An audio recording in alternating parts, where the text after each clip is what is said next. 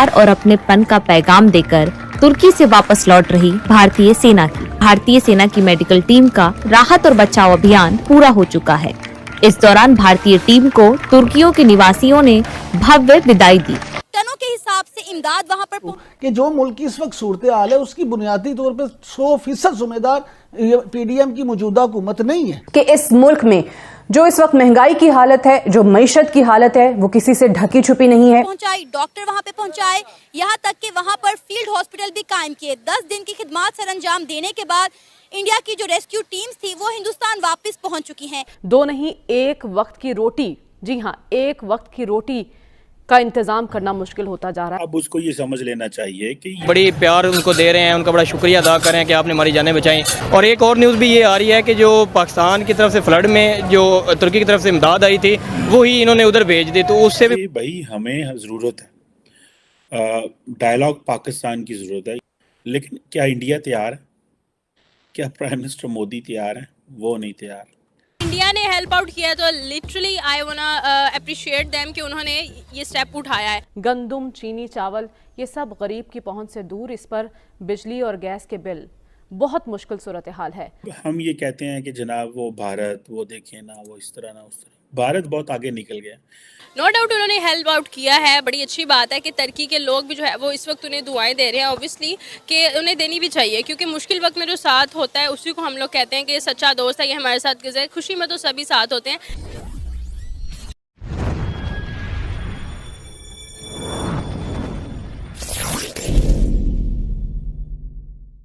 बड़ी प्यार उनको दे रहे हैं, उनका बड़ा शुक्रिया अदा करें कि आपने हमारी जानें बचाई। और एक और न्यूज़ भी ये आ रही है कि जो पाकिस्तान की तरफ से फ्लड में जो तुर्की की तरफ से इमदाद आई थी वो ही इन्होंने उधर भेज दी, तो उससे भी बड़ी शर्मिंदगी साबित होती है। क्या कहना चाहेंगे दोनों सिचुएशंस पे? उन्होंने बहुत अच्छा किया इंसानियत की, चाहे कोई भी है, चाहे वो मुस्लिम है, नॉन मुस्लिम है, मतलब जो तुर्की में हेल्प की है आज उनको उधर से प्यार ज़्यादा मिल रहा है बनस्बत पाकिस्तान के। इनकी ये करतूतों की वजह से हो रहा है ना, जो हमारी गवर्नमेंट आजकल चल रही है। एक तो मेन चीज़ ये है कि हर बंदा महंगाई से परेशान है। किसी भी ग्रोसरी शॉप पे चले जाएं या कोई भी चिकन की आइटम ले लें, वो इतनी महंगाई है कि मतलब हर बंदा परेशान है। मतलब इन्होंने हमें किचन की सोच में ही डाल दिया हुआ है कि आपने इधर से नहीं निकलना। जारी बात, जब उधर से नहीं निकलेंगे तो सोच क्या आएगी? मतलब जब तक हम उनको इतना वो प्यार नहीं करेंगे तो वो भी फिर हमें कहाँ से इस तरह करेंगे? वो ज्यादातर क्यों इंडियंस लोगों को प्यार भेज रहे हैं? ऑपरेशन दोस्त के नाम से उन्होंने स्टार्ट किया है। ऑपरेशन दोस्त वो हमारा है और ऑपरेशन दोस्त जो है वो इंडिया शुरू किया। हमें चाहिए था कि हम उनके मतलब बहुत ज्यादा उनकी हेल्प करते हैं। दोस्त हमारा था, हमें करनी चाहिए थी। उनकी मदद की है। अब जो तुर्की के मुतासिरा लोग हैं वो इंडियन आर्मी के, इंडिया के प्राइम मिनिस्टर नरेंद्र मोदी का शुक्रिया अदा कर रहे हैं कि मुश्किल वक्त में उनके ये लोग काम आए हैं। क्या कहेंगे आप?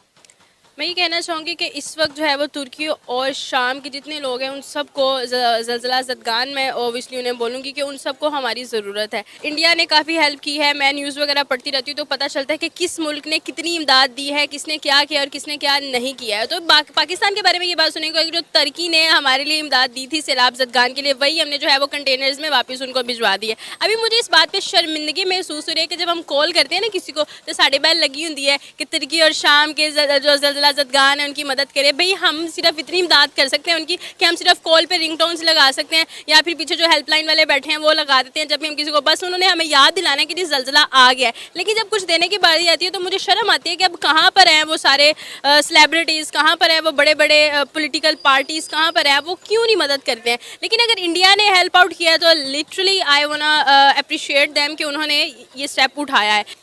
आपको पता है तुर्की के लोग दुआएं दे रहे हैं इंडिया को, अपने घरों की छतों पर चढ़कर इंडिया का परचम लहरा रहे हैं और कह रहे हैं कि किसी से मदद करना, मुश्किल में किसी के काम आना है तो आप इंडिया से सीखें। मतलब ये बहुत बड़ी बात है कि वो अपने घरों पर इंडिया का झंडा जाकर लहरा रहे हैं। नो डाउट उन्होंने हेल्प आउट किया है, बड़ी अच्छी बात है कि तुर्की के लोग भी जो है वो इस वक्त उन्हें दुआएं दे रहे हैं। ऑब्वियसली कि उन्हें देनी भी चाहिए, क्योंकि मुश्किल वक्त में जो साथ होता है उसी को हम लोग कहते हैं कि सच्चा दोस्त है। ये हमारे साथ गुजरे, खुशी में तो सभी साथ होते हैं। लेकिन अगर ऑब्वियसली मैं पाकिस्तान में रहती हूँ तो पाकिस्तान की बार बार बात करूँगी, तो पाकिस्तान की ये सूरत हाल है कि मैं ये कहना चाहूँगी कि ऑब्वियसली हम लोग भी काफ़ी सारे क्राइसिस से गुजरे हैं। लेकिन अगर एक थपकी दे दें ना हम लोग, हमारा कोई दोस्त हो साथ, कोई नहीं भी हमें जानता, हमारी क्लास में कोई क्लास फेलो हो, उसको कोई ना कोई मसला, हम उसको एक थपकी दे दें, उसको थोड़ा हौसला अफजाई उसकी कर देना, तो वो कहता है कि यार मेरी आधी टेंशन कम हो गई। अब मुझे ये लग रहा है कि हम उनकी हौसला अफजाई भी नहीं कर पा रहे, तो फिर क्या करें हम लोग? आपको पता है कि इंडिया की जो अवाम है, एक फैमिली के 4 लोगों ने ऑनलाइन उन्हें 100+ ब्लैंकेट भिजवाए हैं। आपको पता है जब पाकिस्तान में ज़ल्ज़ला आया था कुछ एरियाज़ में, तो यहाँ जगह जगह आपको मार्केट में रिलीफ कैंप नज़र आए होंगे, लोग बढ़ चढ़कर इमदाद दे रहे हैं, डोनेशन बॉक्स नज़र आ रहे हैं। तुर्की वो मुल्क जिसने हमेशा इंडिया के खिलाफ जाकर पाकिस्तान की मदद की है, जब उसको हमारी मदद की ज़रूरत पड़ी है तो हम कहाँ थे? बिल्कुल ऐसा ही है, हम कहाँ थे। लेकिन मैं यही कहना चाहूँगी, क्यों नहीं लगे ना यहाँ पर हमें मार्केट्स में कैंप्स क्यों नजर नहीं आए, हमें रिलीफ कैंप्स क्यों नजर नहीं आए, हमें जगह जगह लोग बॉक्स लेकर डोनेशन करते हुए क्यों नजर नहीं आए? अब साबिक DGSPR साहब ये कहते हैं कि इंडिया के साथ जो डायलॉग है on all levels other than military, ये पाकिस्तान की ज़रूरत है। यानी कि जो फ़ौज के CBMs चल रहे हैं वो ठीक है, लेकिन जो पाकिस्तान की जो सिक्योरिटी इस्टेब्लिशमेंट है, अब उसको ये समझ लेना चाहिए कि ये भाई हमें ज़रूरत है, डायलॉग पाकिस्तान की ज़रूरत है। ये मैं भी चीज़ बहुत देर से कह रहा हूँ और इसी जगह पे कह रहा हूँ, लेकिन क्या इंडिया तैयार है? क्या प्राइम मिनिस्टर मोदी तैयार है? वो नहीं तैयार। हम बहुत पीछे रह गए हैं इस सेंस में कि वो जैसे क्या एक मुहावरा है ना कि we have missed the bus या मिस द ट्रेन या कुछ इस तरह का। अब ये जो कहा जाता है कि जी इनिशिएटिव लेना चाहिए ट्रैक 2 डिप्लोमेसी का, बहुत सारे ट्रैक 2 होते हैं, मैंने सुना है सिंगापुर में, थाईलैंड में, पता नहीं कहाँ कहाँ पे चुप चुपीते जात के हमारे कुछ थिंक टैंक्स के लोग हैं, जाते हैं वहाँ पे जाके, कुछ भारत से आते हैं, कुछ जनरल्स, कोई एम्बेसडर्स, जिनको जारी बात है आशीर्वाद होती है हमारे सेटअप की और इंडिया के सेटअप की एंड एकेडेमिया। लेकिन ट्रैक 2 जो डायलॉग है या डिप्लोमेसी है वो मिसिंग है। उसकी वजह ये है कि पाकिस्तान की जो मिलिट्री इस्टेब्लिशमेंट है वो बहुत देर तक ये समझती रही कि ये सारे बड़े नालायक लोग हैं, वो भले मुआशरा हो, बड़े सियासतदान हों, ये भले एकेडमिक्स हों या मीडिया के लोग हों, ये बिक जाते हैं।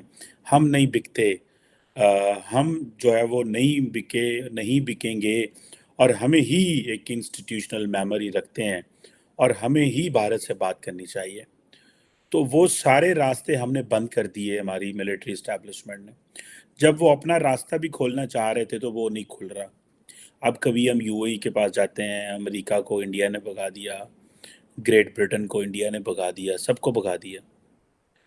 अब आके हमारी जो मिलिट्री लीडरशिप है, ये जनरल साहब जो हैं जिन्होंने ये बात की है, इन्होंने ये बात कही कर तो दी है, लेकिन ये भी इस्टेब्लिशमेंट के लेफ़्ट पे हैं इस वक्त। कोई इनकी भी रिटायर हैं लेकिन इनके कोई अच्छे ताल्लुकात नहीं हैं।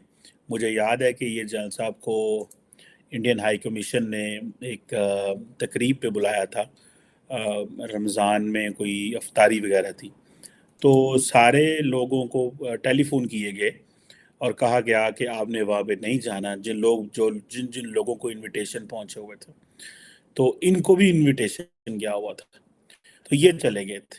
तो वहाँ उन्होंने कहा नहीं मैंने जाना है। तो जिस बात पे लेके इनको भी सुनने में आया, this is what I heard from somewhere.